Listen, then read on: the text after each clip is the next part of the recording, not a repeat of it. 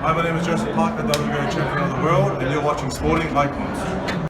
Right, so in this video, I'm going to be talking about my thoughts on the current pay-per-view model, what it takes to be a pay-per-view fighter, why are certain fights pay-per-view rather than Saturday night fight nights.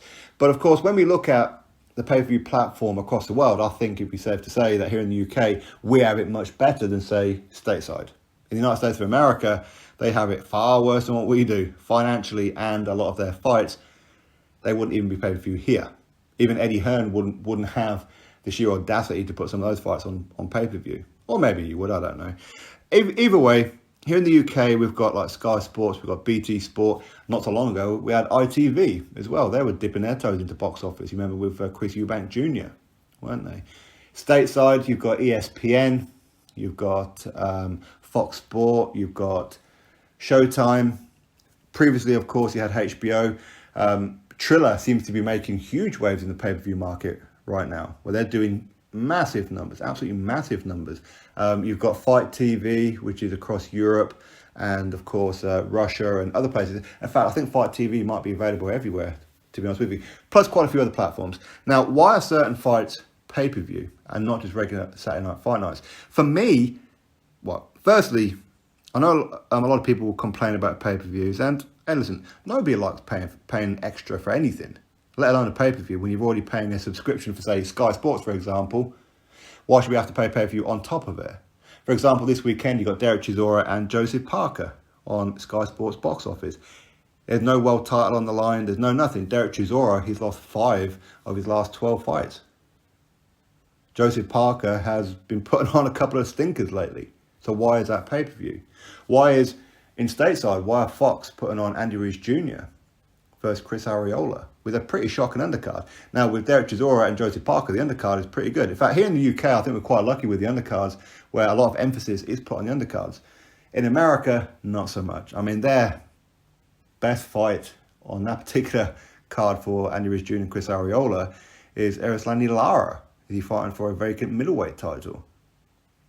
I don't even know why he's there, but it is what it is, okay? They don't really tend to focus on the undercard. So why is it that, say, for example, Derek Chisora and Joseph Parker is pay-per-view? Well, that's probably down to the wage demands.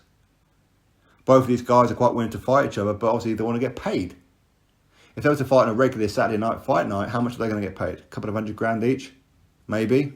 For you and I, that's pretty good money, right? But for them, not so much. It ain't worth getting out of bed for. So, as an example, and the same example could be done with Andy Ruiz Jr., Chris Arreola, and a lot of pay-per-view fights, where maybe these fighters go to the platforms and their promoters and their management team say, listen, I'm okay to take certain fights, but I want X amount of money. And the platforms are like, but we don't know how well that fight's going to go down. We don't know if we're going to get enough viewers to cover the costs.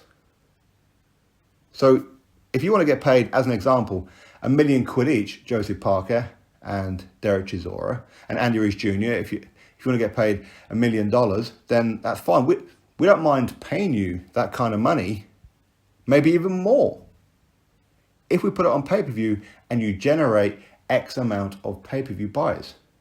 Because if the pay-per-view flops, well, your purse ain't going to be there, is it? If your pay-per-view is very, very successful, then your demand of however much it may be, £1 million, whatever, sure, you could well get that, maybe more. The more buys you do, the more money you get paid. It's basically very little risk for, say, these platforms to put on these fights for pay-per-view. These platforms will get criticism from boxing fans, and to be honest with you, I think that a lot of people, even though people know you do have an option to buy these things or not, you know, it's not automatically direct debited from your account. You can have a choice. You do currently have a choice to click that button or not. But a lot of people do complain, but why really? I mean, ultimately, it's a case of maybe people who are complaining about them, it's because they do actually want to watch the fight. For Joseph Parker and Derek Chisora, it's a 50-50 fight. It'd be arguable to say, wouldn't it? Is that pay-per-view worthy? In this day and age, probably. Yes, Derek Chisora, he's lost 5 of his last 12 fights. But ultimately, people want to see Derek Chisora. And that is what the pay-per-view model is nowadays. Long gone are the days where you had to make sure that you got home because there's a huge pay-per-view fight happening. cut short your shopping trip or going out, get home, watch the pay-per-view with a couple of beers and a pizza, whatever it may be. Go around your friend's house for this huge pay-per-view, for this mega fight that we're going to be talking about for a long time afterwards. Those days are gone. You don't need world titles on the line anymore. You don't need any of that. What you need is a huge social media presence. And I've said this before, and I don't mean to throw, say, Gary Russell Jr. under the bus, but if you look at his social media following, it's poor. I have more subscribers on this channel than he has followers on Twitter. And he's got a blue tick. You know, so I'll tell you that he's not a pay-per-view fighter. It doesn't matter how good he is, he's not pay-per-view. If Anthony Joshua didn't have the fan base that he has, if Tyson Fury didn't, if Dillian White didn't, they wouldn't be pay-per-view. Pay-per-view fighters in today's era it's not must-see as such, even though it kind of is. But if their fan base are willing to pay to watch Joshua, to watch White, to watch Fury, then they're going to click the button. The numbers tell the story. And if enough people click the button for any one of these three fighters, say here in the UK, then next time they're fighting, they're going to do it again, they're going to do it again, and they're going to do it again. If there's enough people clicking that button to buy it, then they're always going to be pay-per-view. That's what it is to be pay-per-view. I think people need to move on from the 1980s and 1990s and even the early 2000s. Those days are gone. This is not it anymore. And I know a lot of people say, well, hopefully Sky gets rid of boxing, long live DAZN, for maybe £10 a month or £100 a year. Whatever the price is going to be. Currently it's £2 a month. But don't be surprised if DAZN dip their toes into pay-per-view at some point as well. Just because they haven't done it so far, don't mean they won't.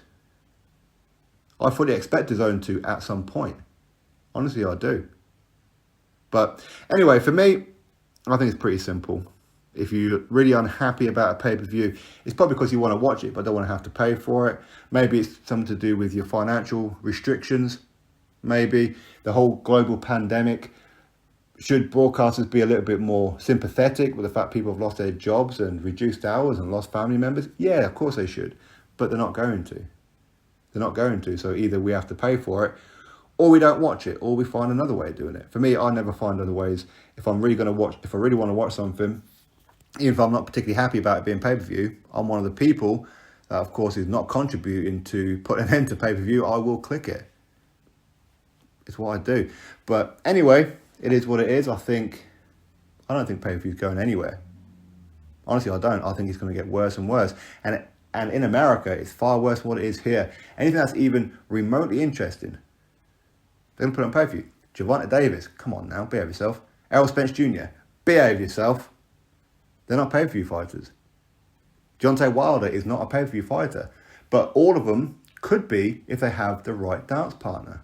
But again, a lot of it is risk versus reward. If you want to get paid X amount of money, we can pay you X amount of money, but you've got to do the numbers. You've got to generate that money. We're not just going to give it to you on a regular Saturday night fight night. We can't afford the potential loss for it. So if you want X amount of money, sure, you can have it once you start going past X amount of numbers. If you don't go past those numbers, well, you probably won't get paid anything. All right, but anyway, that's my thoughts on the whole situation. Of course, you drop me yours. At the end of the day, ain't nobody happy about pay-per-view. Nobody's ever going to be happy about pay-per-view. And it's not always down to whether or not you can afford it.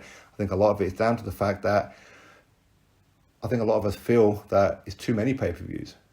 And that's an arguable point, for sure. But again, I think a lot of these pay-per-views are happening because of the fighters' high wage demands. And the platforms that's their way out of it. We'll pay you it if you generate it. But as I said before, and I'll keep on saying it, you do have a choice.